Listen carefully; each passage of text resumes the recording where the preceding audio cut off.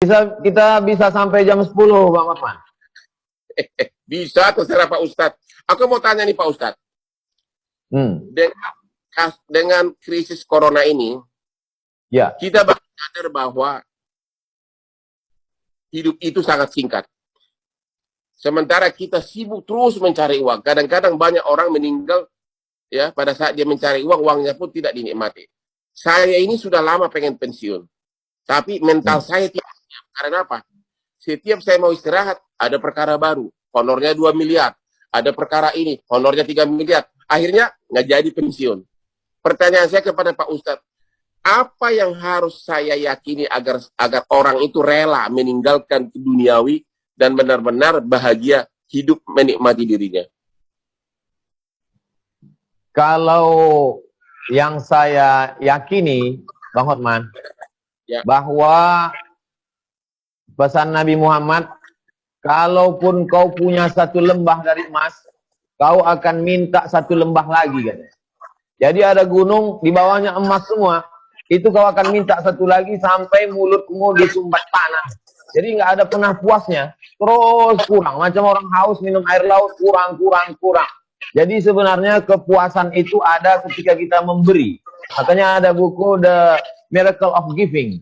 Jadi ketika dia memberi, dan saya lihat itu ada pada Bang Hotman, ketika Abang memberi beras, memberi sembako, saya kira Abang sudah menikmati itu. Jadi ketika memberi itu diperbanyak, orang akan menemukan kebahagiaan. Kebahagiaan yang tidak semu. Karena ada kebahagiaan ketika kita dapat, dia kemudian kering. Tapi ketika orang menemukan kebahagiaan yang tidak semu itu, itulah kebahagiaan yang sesungguhnya. Tapi dia rasa. Tidak semua orang bisa menceritakan apa yang dia rasakan. Dan apa yang Abang rasakan pun belum tentu bisa Abang bahasakan. Karena bahasa terlalu miskin untuk menceritakan tentang rasa. Saya jadi puitis pula jadinya depan Bang Hotman. Tapi Bang Hotman sudah punya semuanya. Lalu kemudian apakah Bang Hotman bahagia? Gimana jawabannya? Belum bahagia. Karena itu tadi, mau pensiun ragu-ragu. Mau pensiun ragu-ragu. Begitu mulai kerja lagi, pusing lagi pemikiran. Ikut lagi terjun kepada masalah. Sehingga never ending story. Itulah yang saya tanya.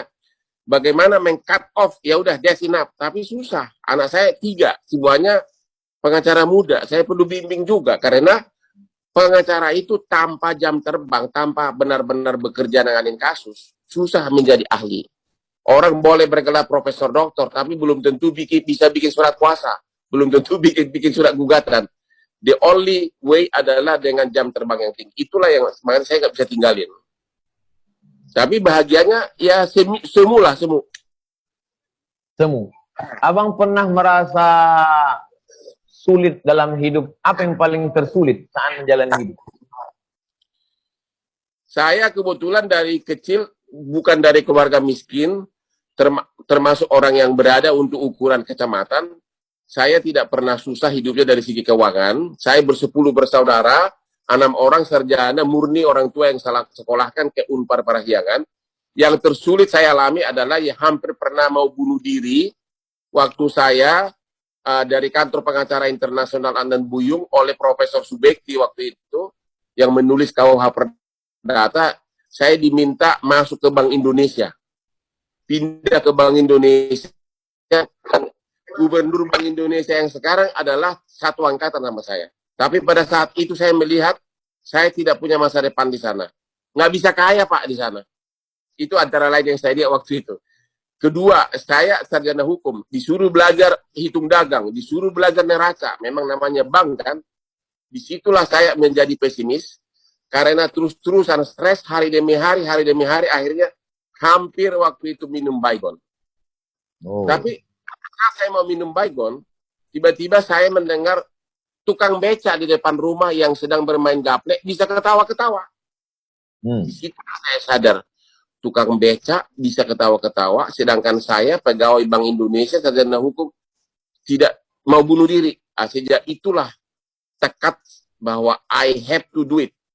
Saya harus pilih pekerjaan yang saya suka, and I will do it the maximum way, dan berhasil. Di tengah keberhasilan Abang melewati masa-masa sulit segala macam, apa yang belum tercapai? Yang belum sebenarnya, pertama, saya tidak pernah tertarik jadi pegawai negeri, tidak pernah tertarik jadi DPR, tidak pernah tertarik jadi menteri. Jadi sebenarnya saya sudah hampir tercapai semuanya. Sekarang yang belum tercapai adalah bagaimana 3 anak saya jadi pengacara benar-benar berkualitas. Yang kedua, agar saya bisa pindah ke Bali dengan tenang. Bisa tiap jalan pagi, melihat berbagai pemandangan, wanita cantik sambil olahraga. Ya, kayak begitulah, mau hidup tenang di Bali. Hanya itu tujuan saya terakhir. Tidak mau jadi pejabat dan tidak tertarik. Mau menikmati hidup? Benar, menikmati akhir hidup. Hidup tidak bisa ditambah, Bang Hotman. Tapi kita bisa membuat hidup lebih berkualitas. Ya. Keyakinan saya mengatakan hidup sudah ditetapkan Tuhan. Sehingga ketika dia datang, kita tidak perlu takut dan kecewa. Karena kematian itu pasti datang. Ketakutan tidak memperlambat kematian, keberanian tidak mempercepat kematian. Tapi kita bisa membuat sisa hidup ini berkualitas. Mudah-mudahan sisa hidup Bang Hotman dan kita semua berkualitas.